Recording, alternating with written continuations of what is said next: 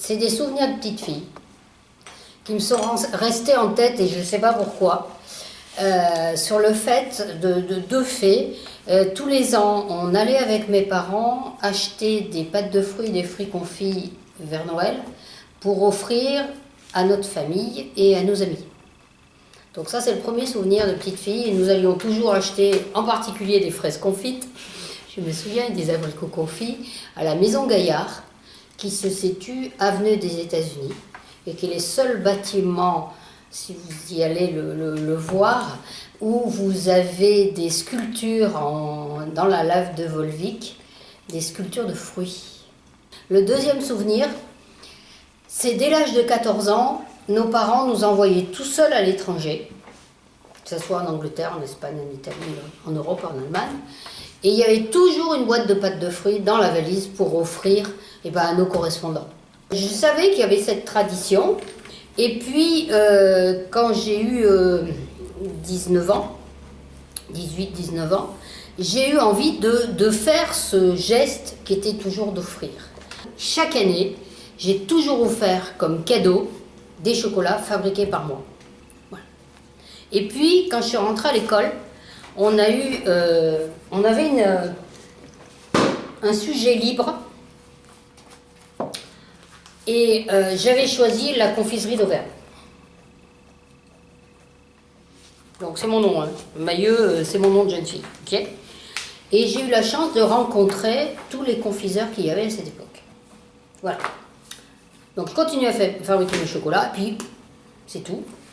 Jusqu'en 2004, où j'ai mon fils aîné, j'ai 3 garçons, mon fils aîné, dont sa copine faisait des études de marketing à la faculté, qui a découvert mon document aux archives départementales.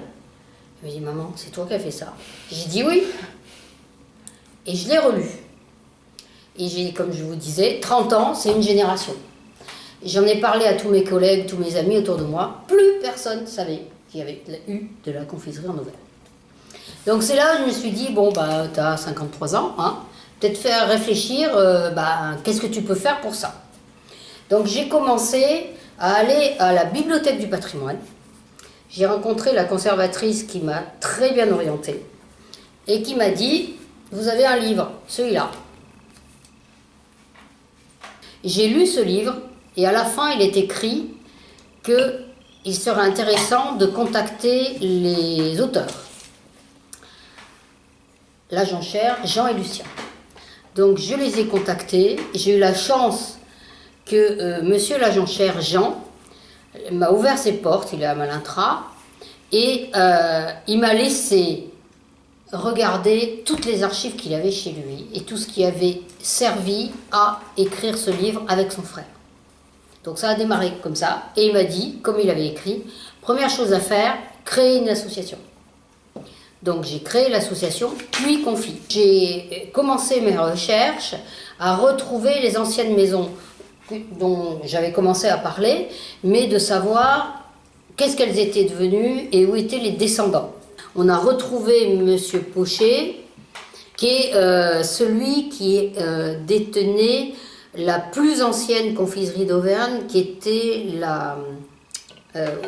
la confiturerie Humbert. Monsieur Pochet. Ouais, Michel. Ok. Et qui a toujours soutenu l'association parce qu'il a dû la fermer en 85 et que c'est dur parce que c'était 5 générations à la suite. Alors, il y a plusieurs choses. La crise du sucre et le fait qu'il faut dénigrer, qu'il ne faut surtout pas manger de sucre. C'est très mauvais pour la santé. Vous le saviez, ça. D'accord ? Bon. Donc ça a été une des premières raisons. La deuxième, c'est aussi l'arrivée du chocolat belge, qui lui est arrivé à inonder quand même le territoire français à des prix pas chers. Et le troisième en Auvergne, c'est que on n'a pas su se regrouper. Il y avait une chambre syndicale des confiseurs qui avait été créée par Louis Auger en 1906, qui a bien fonctionné, en particulier pendant les guerres mondiales, pour trouver du sucre. Mais chaque fois que quelqu'un a proposé à une autre société de s'associer, de se regrouper, ça ne s'est pas fait. Donc, moralité, ils ont fermé au fur et à mesure. Et puis, il manquait peut-être des descendants, des gestionnaires, etc. Hein. Et comme vous avez vu, le savoir-faire qu'il y a, il faut le transmettre. En 1976, c'est un copain de promo qui était à Nantes et qui m'a téléphoné en disant « Hélène, toi qui fabriques les chocolats, etc., il y a un vieux livre à vendre chez un bouquiniste à Nantes, est-ce que tu veux que je te l'achète ?» Oui. Et donc, c'est mon plus vieux livre. Et donc là, vous retrouvez, mais exactement comme on fabrique aujourd'hui. Il n'y a rien qui a changé. Bah si, la façon... on ne parle pas de kilos, hein. Oui. On parle de pinte. Hein. Mais la façon de... La pâte de prune. Alors voilà, pâte de prune. Ôtez le noyau à de bonnes prunes et les mettez dans une poêle avec un peu d'eau. C'est écrit en vieux français, hein, donc hein. Il faut les faire cuire jusqu'à ce qu'elles soient en marmelade, que vous les passez au travers d'un tamis, en les pressant fort avec une spatule. Mettez cette marmelade dans la poêle, alors c'est la poêle, c'est le poêlon, hein, pour la faire dessécher sur un moyen feu. Faites cuire au cassé, alors la cuisson du sucre, ça a certains degrés. Aujourd'hui on dit des degrés Celsius, mais avant on disait la nappe, le lissé, le perlé, le boulet, le cassé. Voilà. Le cassé, ça casse entre les doigts. Enfin, je sais pas tout, hein, mais bon. Ok. Bon, faire cuire au cassé autant pesant de sucre que vous avez de marmelade. Qu'est-ce qu'on dit aujourd'hui? Pour égal de sucre. Hein. Okay. Mettez-la dans le sucre et la travaillez avec la spatule jusqu'à ce qu'il soit bien incorporé. Remettez-les sur le feu en remuant toujours, seulement pour les faire frémir. Ensuite, vous les dresserez dans les moules à pâte que vous mettrez sécher à l'étuve. Ça vous rappelle rien, ça? C'est ce que vous avez vu hier. Hein. Ouais.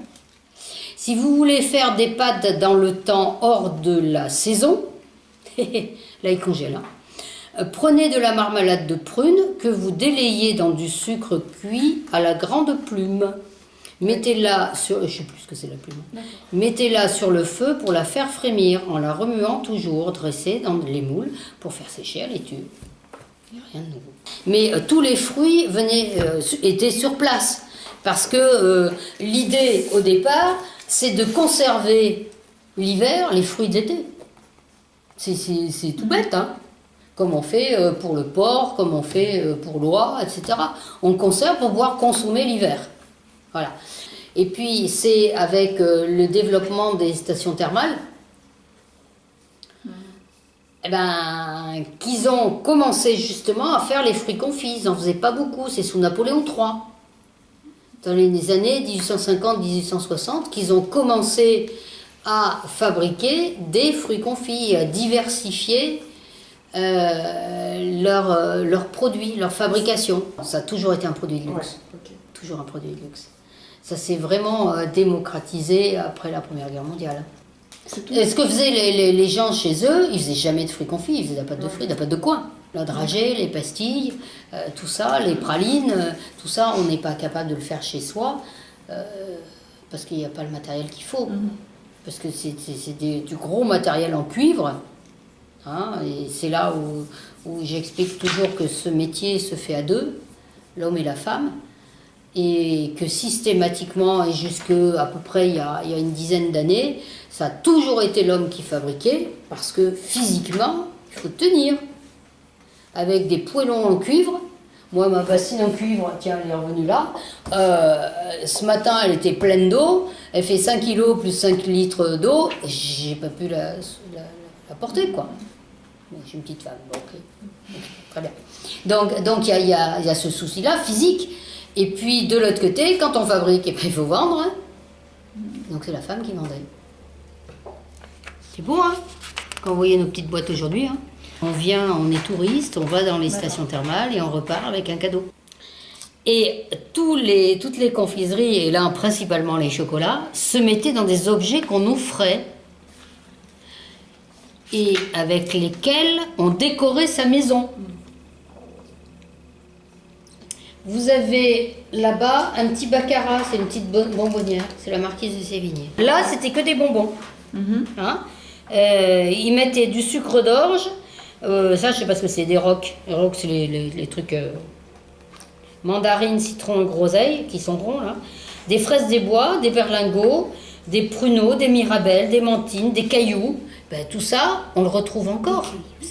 Mes clients, alors moi j'ai maintenant toutes les générations, et là j'en suis très fière, et que ce soit filles et garçons, et qui viennent, j'ai les deux types de clients. Il y a celui qui consomme, paf, il achète un sachet, et celui qui veut offrir quelque chose, fonction de l'argent, du budget qu'il a, il prend par exemple, et vous ne les avez pas vu hier, des petites réglettes qui permettent d'être mises en valeur dans un petit cadeau, où on fait des panières, où après on fait quelque chose en associant plusieurs produits.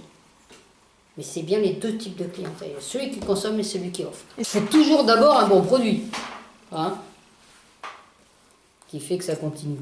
Si vous n'avez pas un bon produit, et ben, les clients ils s'en vont. Hein. On se fait plaisir, c'est quand même un produit plaisir, quoi. Hein. Faut pas oublier. Hein. Moi, je me fais plaisir quand je regarde ce cœur, je le trouve magnifique.